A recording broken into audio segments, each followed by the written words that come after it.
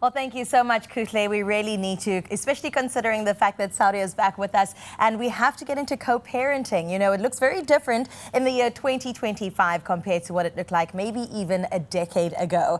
Now, I'm talking about everything from calendars that are shared, parenting apps and digital planners. Many separated families are finding new ways to stay organized and, most importantly, to keep their kids out of the crossfire of two parents trying to navigate it all. But while technology can help with structure, emotional awareness still drives real success in shared parenting. So today we are joined by registered counsellor Sadia Southgate, who's here to help us just unpack what practical or peaceful co-parenting looks like and how to protect our children from conflict they should never have to witness. So Sadia, welcome back and thank you for being here. Thank you. And it is an important conversation. I see this time and time again. Nobody thinks they're going to be in a co-parenting situation, but sometimes it happens as life goes. And then you got to figure out how to do it. So in your counseling experience, what are some of the biggest emotional or even logistical hurdles that parents or co-parents have to experience and go through? Yes.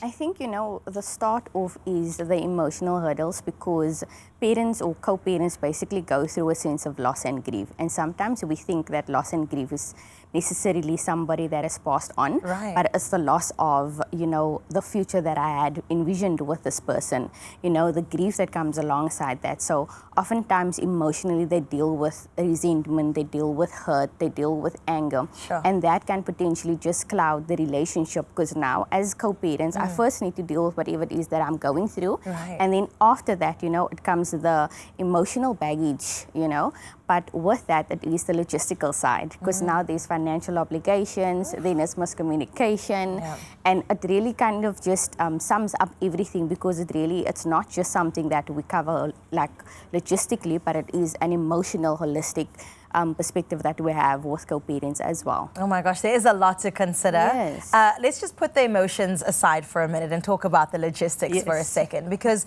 in 2025 there are things that can assist us, tools, right? There's shared calendars that we can use, apps that will help, with school runs in particular, so we're all on the same page. So I am curious how these tools can make that transition a little bit smoother. I know not entirely, but just a little bit of help. How can they assist? Yes. I definitely think that if parents are specifically like systematically inclined, it really comes in handy because it kind of helps both parties and both parents to be on the same page.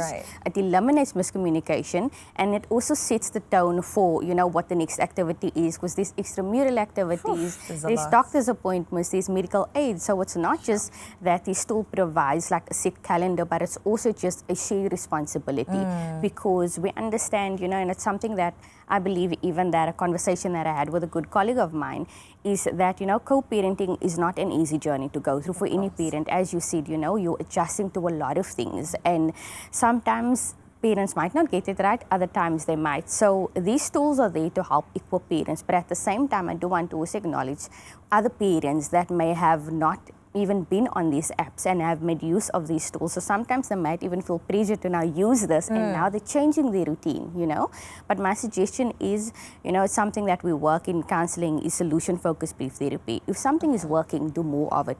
But if it's broke, and then we fix it, So, and that's a tip that I would like to give for parents today. If you are going through this stage of life, maybe it's new, maybe you're still adjusting, is to make use of the tools, and if it's working, keep doing it. I love that you said stage of life because sometimes people need to be reminded it's a season.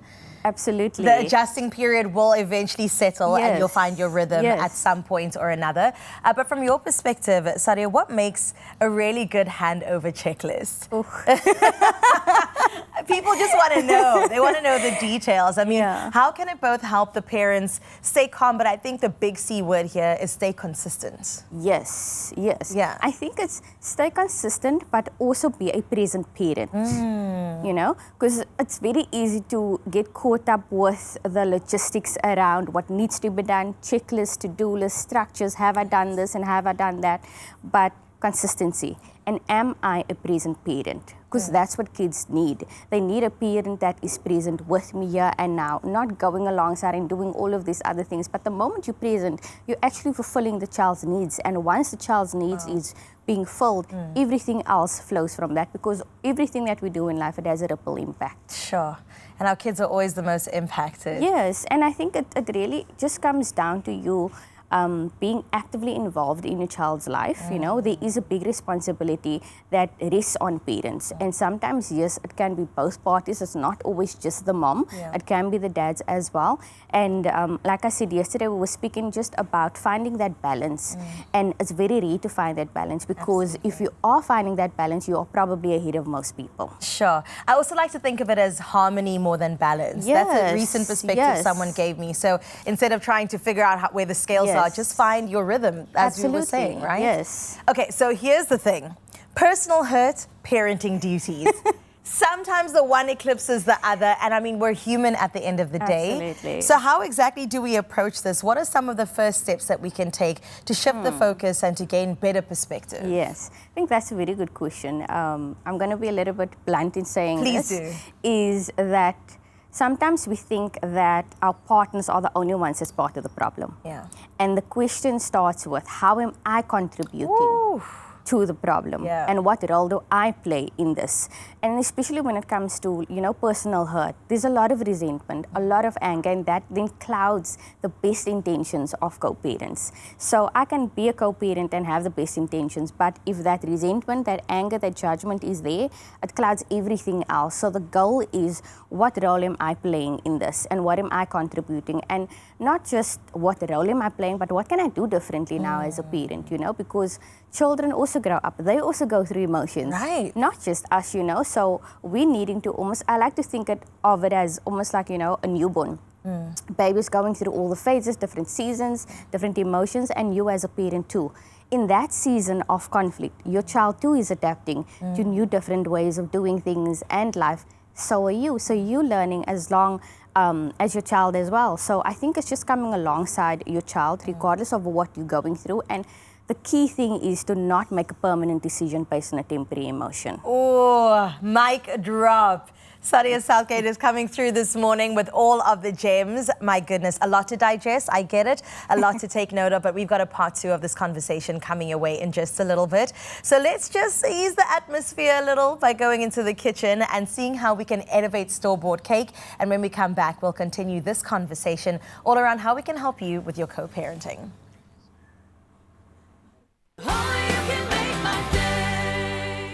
It's my feel-good breakfast show. Welcome back. Now, before the break, registered counsellor Sadia Southgate helped us unpack how structure and communication shape successful co-parenting. And now we're turning to the emotional side. We need to get into it. How to handle conflict, reduce stress, and build a sense of teamwork that kids can really feel, even across the 2 homes that they may be living in. So, Sadia, thank you again for having this conversation with us. It is pretty brave. I think any journey of parenting, and then adding in co-parenting, different homes, many schedules that you have to bring together. I can imagine the children actually adopt a sense of anxiety because there's a lot of uncertainty in the air, right? And what kinds of, I don't know, arguments or behaviors are most damaging, would you say? Because surely there's a hierarchy. You know what's at the forefront is physical abuse.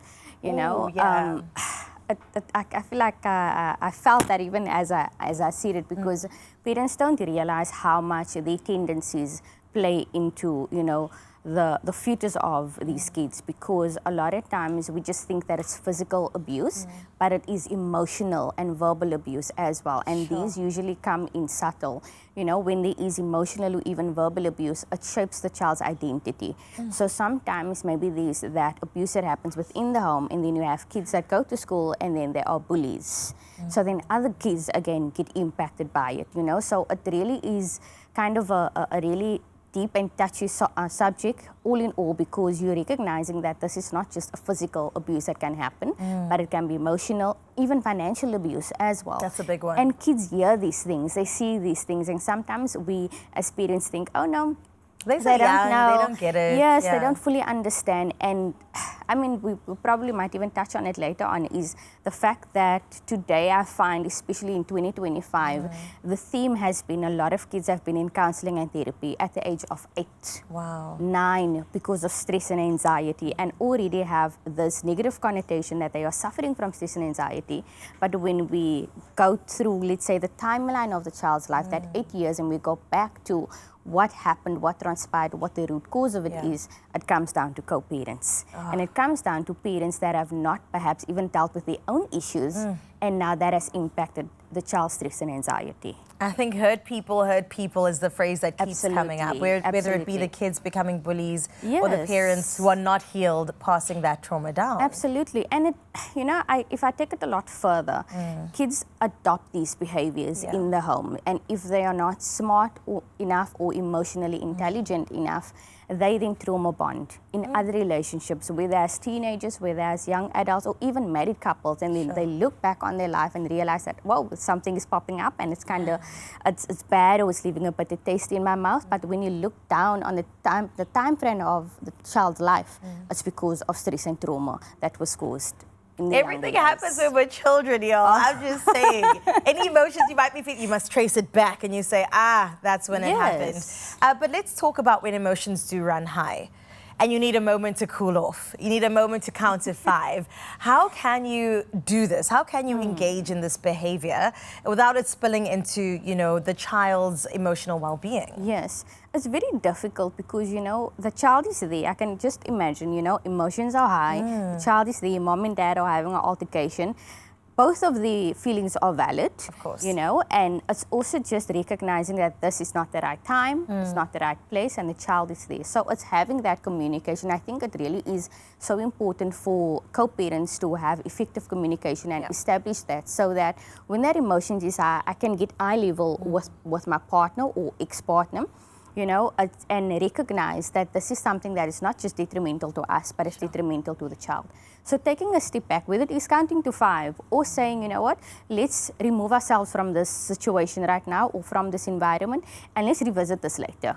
Sometimes we feel like, especially when emotions run high, it needs to be addressed right now. Immediately. But, you know, what impact is that going to have on the child? What impact is that going to have on me? Because sometimes it happens when the parent needs to go back to work. Absolutely. Or it's a phone call, and emotions can run high on a phone, in person. So it's just choosing the right environment and the right thing to say at the time. And sometimes being quiet is the best answer. Oh, that's the hardest thing you could have ever said. Being choosing silence? Yes. That feels impossible. So it's an answer too. You're right. You're absolutely right. Okay, families kind of want outside assistance and help as well, because sometimes it does get to that point where other people need to intervene. How can we use counselor-guided check-ins or even mediation sessions to make sure that we're guided through this more effectively? Yeah, it's a good question, but truthfully, I think in experience, it doesn't always go well, because I think it's almost counseling and mediation is almost a last straw for parents. So it's like the last resort. So let's see if it's working. And I think that, you know, counseling and mediation creates a safe space for parents, which they may not have at home or at the parents' home, because sometimes co-parents need to drop the kids over at the parents' home, you know. But counseling creates a safe space and a safe environment for parents where they are able to then find common ground, make common sense, because sometimes it's just, we're just attacking each other, we're not attacking the problem. And that's the key thing for me, especially when it comes to just navigating through us, is let's fight the problem, not each other. And if the problem is let's finding like a specific schedule, specific routine, then let's do that and work alongside each other. Because like I said earlier on, it's working alongside each other and trying to understand how am I contributing to the problem. And if I'm okay with acknowledging that I'm part of the problem, then it's something that I need to do. Because sometimes what happens is with co-parenting counseling is that you end up just with one parent because it's just one parent that's contributing to the problem. So it's just recognizing that I can find a safe space, and that is why these spaces are available for clients to be able to navigate through it. And sometimes people think, oh, no, I need to go when only I have a problem. No. It's just navigating through it, and how do we make this work for us, while we're prioritizing the child. Oh, that is so good. Listen, I said, Mzansi, at the start of this that you grab your pen, you grab your paper, but alternatively, this will be, of course, available on YouTube to watch for time and time again. But I just want to have a lasting note with you, Sadia. Looking forward, when it comes to a bit of a mindset shift, because, I mean, truly, it all begins and ends in our minds. Yeah. What is something every co-parent should take into consideration when moving a little bit forward and creating emotionally and resilient kids? That's the key thing is emotionally resilient kids. Yeah. And I think from my experience and even just theoretically understanding that children are resilient by nature. Okay. We are designed like reminder. that. And it's not just that they are resilient by nature, but as, let's say, suppose me as a parent, if I allow myself to feel emotions, it welcomes my child's emotions too. But if I shut down, by default, I'm not allowing my child to feel either. So it makes me, let's say, question my child's emotion and things like that. So going into, let's say, this new era of 2025, 2026 almost, you know, it's just recognizing that emotions are okay. And there's no such thing as a bad emotion. Ooh. The only time the emotion is bad is if I'm hurting myself or I'm hurting someone else. Oh my goodness. We said it, we'll say it again. The gems coming through. Sadia, thank you once again. Thank Please you. come back soon. We need assistance, we need help, we need guidance. And it's so great to know that, yes, co-parenting can be really challenging, but it is possible to get on the same page. And especially when you lead with empathy, it is something, and communication, it is something that definitely can be done. So all the best for now, though. Let's head to the kitchen for something sweet.